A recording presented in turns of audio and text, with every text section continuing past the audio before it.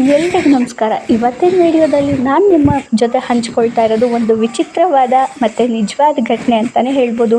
ನಮ್ಮ ಮನೆಯಲ್ಲೇ ನಾನು ಕಂಡ 2 ಗೊಂದಗಳ ಭಯಾನಕ ಹೋರಾಟ. ಹೌದು, ಮೊದಲಿಗೆ ಅವು ಸಾಮಾನ್ಯವಾಗೇ ಕಾಣ್ತಿದ್ವು. ಆದರೆ ಕೆಲವೇ ಕ್ಷಣದಲ್ಲಿ ಒಬ್ಬರ ಮೇಲೆ ಒಬ್ಬರು ದಾಳಿ ಮಾಡೋದಕ್ಕೆ ಶುರು ಮಾಡಿಕೊಂಡ್ವು.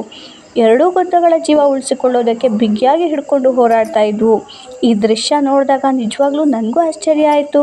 ಆದರೆ ನಾನು ಕೇವಲ ವಿಡಿಯೋ ಮಾತ್ರ ಮಾಡ್ತಿರಲಿಲ್ಲ. ಸ್ವಲ್ಪ ಸಮಯದ ನಂತರ ಆ 2 ಗೊಂದಗಳನ್ನು ಬೇರ್ಪಡಿಸಿ ಅವುಗಳ ಜೀವ ಉಳಿಸೋ ಪ್ರಯತ್ನ ಕೂಡ ಮಾಡಿದ್ದೀನಿ.